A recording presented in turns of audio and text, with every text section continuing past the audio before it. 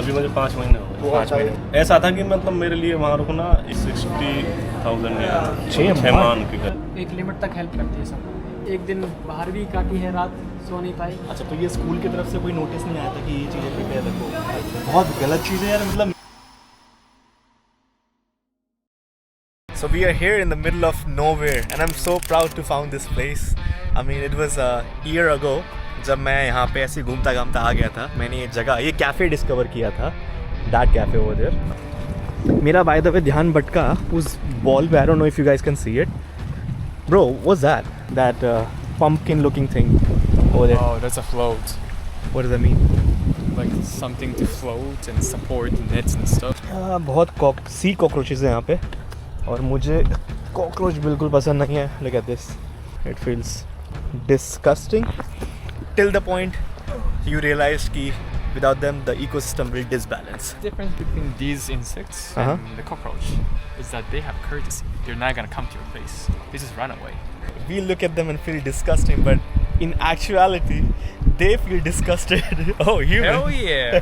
Like, why are those things walking with only 2 legs? Are they fucking disabled? Disgusting. That's why they run away from us. Like the house here is pretty big. I mean, like, I can't believe such a beautiful place and the properties are notoriously cheap. Japanese properties are really heavily affected by transportation. Is that you getting camera conscious or what? I was nasty. Okay. Stop Go Burgers. They are really creative. The name of that food court is The Fish. The Fish, yeah.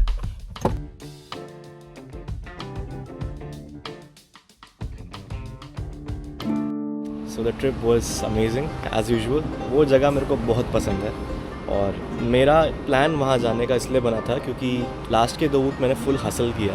बहुत सारे काम pending थे, वो complete किए। उसके बाद exam चालू हो गए। My mind was cluttered.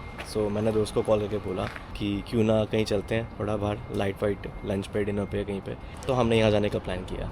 इसी दौरान मुझ पे कॉल आता है मेरे दोस्त का। मेरे दोस्त के दोस्त इंडिया में एक ही स्कूल में पढ़ा करते थे। वो जापान अभी न्यूली आए हैं। मुझ पे कॉल आती है कि अगर मैं उनकी इस जगह पे कुछ हेल्प कर सकता हूँ because they are really mentally disturb. कुछ लोग जो हैं वो ढंग से पढ़ाई भी नहीं कर पा रहे। Some of them are even planning to return back to India and that's crazy. So and ये कुछ ऐसी प्रॉब्लम थी जो मेरे नज़रों के आगे तो अब तक नहीं आई। तो मैंने ज़रूरी समझा कि ये चीज़ आप लोगों तक भी पहुँचाई जाए, which is why I asked them if they can come on this video and share their experience. They were totally fine about it. So I just recorded a session. The video is right here. कितना time हो गया वैसे आपको Japan के अंदर भी? अभी मुझे 5 महीने हो गए। 5 महीने। तो जब आप आए थे, आप स्कूल के थ्रू आए थे बेसिकली ना? स्कूल के थ्रू। मुझे दिक्कत सिर्फ रूम को लेके आई थी, बाकी तो ऐसी कोई दिक्कत नहीं है मुझे। रूम में ये था कि मैं जैसे खुद से ही आया था यहाँ, मैंने डॉक्यूमेंटेशन अपनी खुद ने करी थी। अच्छा। तो स्कूल वालों ने मेरे पास एक लिंक भेजी कि यहाँ से आप रूम बुक कर सकते हो। तो एक शेयर हाउस था, वो मैंने बुक किया। तो उसके पैसे उन्होंने वहीं से इंडिया से ही डलवा दिए कि बुक तभी होगा, पहले पैसे डालो। अच्छा। तो मैंने पैसे भेज दिए। हाँ। रूम मैंने देखा नहीं, तो मुझे पता नहीं था। मुझे ये था कि जापान है, सब कुछ अच्छा ही होगा। ये नहीं पता था कि ऐसा भी हो सकता है कुछ। तो ठीक है, मैं शिफ्ट हुआ रूम में। तो वहाँ जाके मैं देखता हूँ कि किचन से इतनी गंदी स्मेल आती थी, पानी बहुत गंदा था, फ्लोर पे पूरे पे मतलब बाल ही बाल। ऐसा था कि मतलब मेरे लिए वहाँ रुकना एक दिन ऐसा लगा मुझे कि भाई साल के बराबर जो होता है ना। हाँ, इतना गंदा एक्सपीरियंस था। फिर मैंने उनसे बात करी तो कम से कम 24 से 25 दिन बाद जाके उन्होंने मेरा रूम शिफ्ट कराया। अच्छा। वो भी पैसे अलग से लेके। अच्छा। मैंने स्कूल वालों से भी बोला कि मेरे पैसे वापस दिलवाओ, जितने दिन मैं रहा हूँ उतने दिन का निकाल लेंगे, वो काट के जो बचते हैं मेरे वो पैसे वापस दिला लो, मैं मतलब कहीं और शिफ्ट हो जाता हूँ। तो स्कूल वालों ने भी मेरी थोड़ी हेल्प की, मतलब कॉल की उनके पास, पर उन्होंने साफ मना कर दिया कि पैसे हम नहीं दे सकते वापस। अच्छा, एक मिनट, थोड़ा क्लैरिटी के लिए आपने कहा कि आपने पैसे दिए, आपको जब आप इंडिया में थे आपने पैसे उनको भेजे और उन्होंने आपको कमरा प्रोवाइड किया। जिसने कमरा प्रोवाइड किया तो वो स्कूल वाले थे, कौन थे? नहीं, वो कंपनी होती है, जीजी हाउस नाम से एक कंपनी है। हाँ हाँ। वो शेयर हाउस वगैरह ही प्रोवाइड कराती है।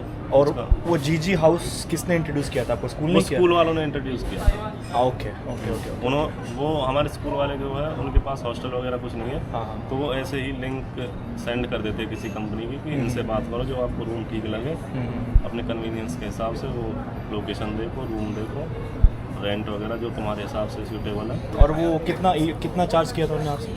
उसमें दो मंथ का तो रेंट था। 2 महीने का रेंट। हाँ, और जो उनकी स्टार्टिंग की मनी वगैरह जो होती है वो 14 मान के करीब था टोटल। और उसके बाद हर महीने कितने पे करने थे आपको रूम? हर महीने उसके बाद 60,000 छः मान के करीब। हो। और बहुत गंदा रूम था, छोटा सा रूम। हाँ, हाँ। किचन भी शेयर हाउस में तो अलग से ही होता है, हाँ हाँ हाँ बट रूम भी इतना था कि उसमें एक छोटा सा बेड था। हाँ हाँ। उसके अलावा बस थोड़ा बहुत सामान रखने अपना, कुछ भी नहीं था ना उसमें, अलमीरा थी, कुछ भी नहीं था। तो जब आपने पहली बार रूम के अंदर एंटर किया, रूम क्लीन नहीं था, गंदा था? नहीं, गंदा था रूम उस टाइम भी। इतना गंदा नहीं था, बट बाहर का जो था रूम से निकलते ही हाँ, हाँ, हाँ। वहाँ पूरे फ्लोर पे बाल ही बाल, बहुत गंदा था। बहुत इतनी गंदी स्मेल आती थी, और कॉकरोच इतने भरे पड़े हैं उसमें कि मतलब जहाँ देखो वहाँ कॉकरोच दिखते थे रूम में। मैं जैसे वेजिटेरियन हूँ, तो वहाँ बाकी तो सब वही बनाते हैं, नॉन वेज जो भी खाना होता है। बट फिर भी मैं दूसरे शेयर हाउस में रहा, वहाँ तो मैंने बनाया खाना पीना, बट जब तक मैं वहाँ रहा उस शेयर हाउस में 24 दिन रहा था मैं, तो मैंने एक भी दिन वहाँ पे खाना बना के नहीं। जब आपने नया घर, उन्होंने आपको नया घर दिया, जो पहले के आपने पैसे दिए थे 2 महीने की फीस, वो वहाँ एडजस्ट नहीं करी बिल्कुल भी? नहीं, एडजस्ट की उन्होंने वहाँ अच्छा, पे। adjust हाँ, किया। और कुछ और पैसे लिए मुझसे, 15-20 हज़ार येन लिए थे। 15-20 हज़ार। हाँ, बट वो रूम इसमें शिफ्ट हुआ मैं, वो उससे थोड़ा ठीक था, बट उसका रेंट भी ज़्यादा था। उसका 7 मान था 1 महीने का। और रूम कैसा है? 1 रूम? 1 रूम, वही सेम चीज़ थी, बस थोड़ा साफ था। 7 मन? 7 मान। और ये अपना शेयर हाउस? शेयर हाउस का बहुत गलत चीज़ है यार। मतलब मैं एक कमरे के रूम में रहता हूँ और मैं उसका कितना 52,000 पे कर रहा हूँ सिर्फ। किचन सेपरेट है और कोई ऐसा शेयर हाउस वाला सिस्टम नहीं है वहाँ पे। और उस रूम के अंदर मेरे को बेड, टीवी, रेफ्रिजरेटर, माइक्रोवेव, सब बेसिक नीड्स है ना वो प्रोवाइडेड मिली है उसके अंदर। मेरे शेयर हाउस में कुछ नहीं था, बस रेफ्रिजरेटर और हीटर जो एसी होता है वो, और बेड, उसके अलावा कुछ नहीं था। फिर यहाँ पे भी जब मैं शिफ्ट हुआ, फिर न्यू ईयर के आसपास आया था, न्यू ईयर वाले दिन ही आया था जापान में, और दूसरे रूम में शिफ्ट हुआ था मैं 24 जनवरी को। जैसे ही मतलब जनवरी के लास्ट में यहाँ में जैसे शिफ्ट हुआ, तो कुछ दिन बाद ही, फरवरी स्टार्ट भी नहीं हुई थी शायद, जो हीटर था रूम का, क्योंकि ठंड यहाँ जापान में फरवरी में होती है अच्छी, तो हीटर ख़राब हो गया रूम का। अच्छा। मैंने उन्हें मैसेज किया उसी दिन जिस दिन हीटर ख़राब हुआ, तो उनका रिप्लाई आता 3 दिन बाद। फिर मैंने दोबारा रिप्लाई किया, फिर उनका मैसेज आता 2 से 3 दिन बाद। हालांकि ऐसा होता नहीं है जापान में। रिप्लाई करते हैं वो 2 से 3 दिन बाद, बोलते हैं जैसे जैसे बाकी लोगों के मैसेज आते हैं वो भी हमें देखने होते हैं, उस हिसाब से सीक्वेंस में हम देखते हैं, वैसे ही रिप्लाई करते हैं। कोई डायरेक्ट कॉन्टैक्ट नंबर नहीं था? नहीं, कॉल कर लो, उन्हें बोलते हैं कि बस मैसेज करो, उस पर रिप्लाई करेंगे। अच्छा, ऐसा बोलते हैं। हाँ, और ये जो आपको नया कमरा प्रोवाइड किया गया था, ये सेम एजेंसी थी? सेम वही एजेंसी, उसी के तो मतलब अंडर आता था ये रूम भी। हाँ हाँ। उनकी बहुत प्रॉपर्टी है यहाँ, 700 से 800 प्रॉपर्टी है यहाँ जापान में। हाँ। हाँ, तो उन्होंने प्रोवाइड करा था ये। मैंने अपने स्कूल में भी बोला, शायद उन्होंने भी कॉल करी थी फिर उनको दोबारा। 10 से 12 दिन में वो एसी जाके ठीक हुआ था हीटर। अच्छा। हाँ, और शुरू में यहाँ इस रूम में भी जब मैं शिफ्ट हुआ था, तो कोई कंबल नहीं, ब्लैंकेट, कोई डुवेट होती है वो नहीं, कुछ नहीं। मैंने वो भी अपने फ्रेंड से, मतलब फ्रेंड अपने रूम से जो एक्स्ट्रा थी वो लेके आया था। और जब मैंने बोला कि तुम्हारा 10 दिन से एसी ये नहीं चल रहा, हीटर ठंड लगती है, और मैं उस हिसाब से 1 दिन के 1000 येन मतलब काटूंगा तुम्हारे, तो उन्होंने साफ मना कर दिया कि नहीं, ऐसा नहीं होगा, देना ही पड़ेगा आपको। एक बार जो वो कहते हैं ना एग्रीमेंट साइन करवा लेते, तो मतलब ये समझो आपको फंसा लिया। वो आपके साथ कुछ भी करे, वो बोल देंगे ठीक है ये मिस्टेक थी हमारी तरफ से, सॉरी उसके लिए, बट ना पैसा वो उसके लिए कम करते हैं ना कुछ।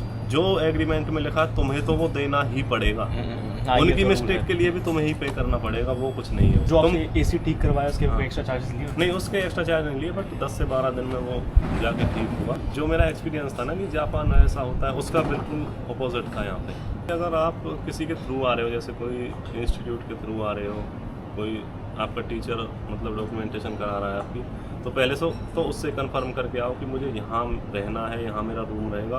अगर वो नहीं है, और ज़्यादा आप इस बात पे फोकस करो, अगर जापान में आपका कोई जानने वाला, या फिर निकालो जानकारी, अभी बहुत रह रहे हैं इंडियंस यहाँ, किसी के थ्रू निकालो कि भाई वहाँ मेरे एरिया में जहाँ मैं जा रहा हूँ, मेरा स्कूल मान लो मेरा शिंजुकू में है स्कूल, वहाँ आस-पास 10-20 किलोमीटर में कोई इंडियन ऐसा रह रहा है जिससे तुम्हारी जानकारी हो सकती है कांटेक्ट, तो उससे कांटेक्ट करके आओ, उसे पूछो कौन सा रूम कैसे ठीक रहेगा, कहाँ रहना ठीक रहेगा, और पॉसिबल हो तो किसी के साथ रहो यहाँ पे शुरू में। तो अगर आपने एग्रीमेंट साइन कर दिया तो आप कुछ नहीं कर सकते, फिर उसमें फिर उनके हिसाब से चलना ही पड़ेगा, चाहे कोई भी दिक्कत हो आपको। आप भी अभी नए जापान में आए राइट? हाँ भाई, मैं मार्च में आया था जापान। जैसा मैंने सोचा था, जापान ऐसा बिल्कुल नहीं था।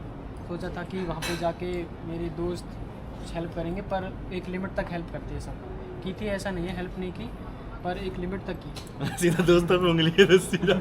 और फिर क्या करूँ भाई? और फिर भाई को क्वेश्चन तो पूछने दो पहले। तो पूछो भाई। तो मतलब इंडिया के अंदर आपने खुद से पढ़ाई करी या फिर इंडिया में स्कूल था फिर उसके थ्रू आप यहाँ पे? नहीं, इंडिया में स्कूल था हाँ। तो उससे की। तो वहाँ पे कुछ साथ वाले बंदे ने मुझे बताया कि ऐसा होता है जापान जाके, मतलब। तो फिर जापान में आने के बाद आपको क्या चैलेंजेस फेस करने को पड़े? क्या वो अकोमोडेशन रिलेटेड थे, घर को रिलेटेड थे, या फिर? दिक्कत सबसे ज़्यादा मुझे रूम और जॉब की हुई।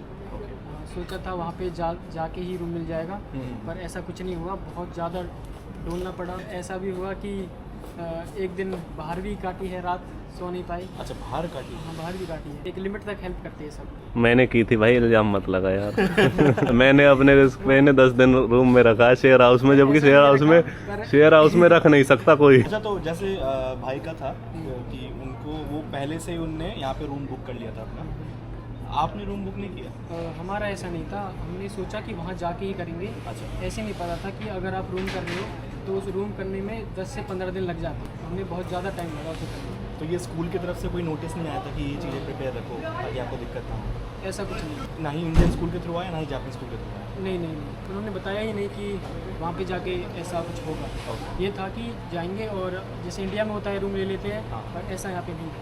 तो यहाँ जापान में लैंड करने के बाद आपका पहला प्रोसीजर क्या सीधा रूम देखने के लिए गए या इमिग्रेशन ऑफिस गए? सबसे पहला प्रोसेस तो यही था कि रूम मिल जाए जल्दी से जल्दी, और रूम तलाश किए तो जल्दी का कोई रूम नहीं था। अगर आप कोई रूम करना चाहोगे तो 7 दिन से पहले कोई रूम होगा ही। तो ये आपने क्या स्कूल में जाके पूछा उनसे या डायरेक्ट खुद गए? स्कूल वालों को बोला कि रूम कराए, वो कुछ लिंक देते हैं, बाकी उससे ज़्यादा वो कोई है नहीं। अब बोलते हैं खुद कर रहे हैं। खुद करो सब चीज़। तो अभी जहाँ आप रह रहे हो वो शेयर हाउस है या आपका पर्सनल? नहीं नहीं, पर्सनल रूम। आप कितना रेंट पे कर रहे हो उसका? उसमें उसका हम 8 मान पे करते हैं। 8 मान पे? 8 मान, एक रूम है एक रूम और किचन सेपरेट? Kitchen separate. की मनी कितनी लगी थी स्टार्टिंग में? स्टार्टिंग में की 27 मान थी। 27 में। थोड़ा तो मतलब आप घर से सेविंग्स लेके आए थे? अगर वो भी नहीं होती तो दिक्कत हो जाती? वो नहीं होती तो बहुत दिक्कत होती। तो वो भी इंडियन करेंसी में 1 लाख थे, हाँ। वो भी कुछ लिमिट तक चले। बाकी जॉब का क्या रहा आपका? अगर अच्छा बोलना आता है तो जॉब जल्दी मिल जाती है। हमने सोचा था कि वहाँ जाके जल्दी मिलेगी जॉब, पर ऐसा नहीं है। प्रॉपर आनी चाहिए। अगर कोई आ रहा है तो कम से कम N3 लेवल करके है। अब मुझे बहुत पछतावा होता है कि मैं N5 है। कहीं इंटरव्यू कितने दिया आपने? कितनी जगह पे ट्राई किया? मेरी 2 महीने तक कोई जॉब नहीं लगी थी। मैंने कम से भी कम 11 जगह इंटरव्यू दी। 11 जगह? 11 जगह, उनमें से रेस्टोरेंट में भी थे, 7-Eleven और लॉसन में। हाँ। इन 3 जगहों में मैंने रेस्टोरेंट। ओके, अभी कहीं जॉब लगी आपकी? हाँ, अब मैं 7-Eleven में जॉब करता हूँ। 7 जॉब में भी कितने घंटे मिलते हैं? उसमें मुझे हफ्ते में 28 घंटे अलाउड है, पर वो 12 घंटा ही दे रहे हैं। कोई पर्टिकुलर रीज़न लाइक भाषा की वजह से आपको नहीं आता काम इसलिए? हाँ, नहीं, काम नहीं आता इस वजह से। अच्छा, तो 12 घंटे बेसिकली ट्रेनिंग करवाएंगे आपको 1-2 महीने, जब आ जाएगा तो बढ़ा अभी तो ये बोला है कि 3 महीने तक ट्रेनिंग चलेगी, हाँ। कंटिन्यू 12 घंटा ही। देंगे। ओके। तो वो बढ़ाने की तो मना कर रही है अभी। हाँ। जब काम आ जाएगा तो हो सकता है वो बढ़ा। स्कूल ने आपको कोई एक्सटर्नल सपोर्ट दिया जॉब लगवाने के लिए? नहीं दिया, नहीं दिया। कुछ भी मैं नहीं? स्कूल वालों से बोला भी कि जॉब दिलाओ, और डेली बोलते थे। हाँ। उन्होंने बस इतना किया कि एक लिंक दिया हाँ। कि ये रेस्टोरेंट का लिंक है, इसमें जाओ, अच्छा, बस। उसके अलावा कुछ नहीं। वहाँ से कॉल आया, इंटरव्यू देने गया, उसमें नहीं हो पाया। रेस्टोरेंट का लिंक दिया या रे- फिर कोई एक पेज था जिसके अंदर बहुत सारी जॉब्स थी? नहीं नहीं, ऐसा कुछ नहीं, एक बस लिंक था। अच्छा, और कितने नेशनैलिटीज़ आपके स्कूल के अंदर? इंडियंस ज़्यादा हैं, चाइनीज़ ज़्यादा है? सबसे ज़्यादा तो नेपाली लोग। सबसे नेपाली लोग ज़्यादा। हैं। तो क्या वो भी ये चीज़ सफ़र कर रहे हैं या फिर सिर्फ वो थोड़ा कम कर रहे हैं, उनके यहाँ पे ज़्यादा लोग हैं इस वजह से। कम्युनिटी? कम्युनिटी अच्छी है। अच्छा, आप लोग जैसे एक ही स्कूल से आए हैं, एक इंडिया का एक स्कूल एक ही बार में कम से कम 10-15 स्टूडेंट तो भेजता होगा ना? हाँ, कम से भी कम 30 बच्चे एक साथ आ जाते हैं। और क्या वो सब एक ही जगह पे जाते हैं या फिर अलग अलग नहीं जगह नहीं, जाते हैं? हम 30 बच्चे थे, उनमें से हम पाँच लोग टोक्यो में हैं और सब ओसाका में। सबकी जॉब लगी है, सब एकदम सेटल है? अब सबकी लग गई है। ओके। वरना तो ऐसा भी है, टोक्यो में लैंग्वेज का N2 लेवल का हमारे साथ का भाई था, हाँ, हाँ। उसे भी प्रॉब्लम आई। मैंने 11 इंटरव्यू दिए, उसने 6 दिए, हाँ हाँ। उसका भी नहीं हो पाया। N2 होके भी नहीं हो N2 पाया? होके भी नहीं हो पाया।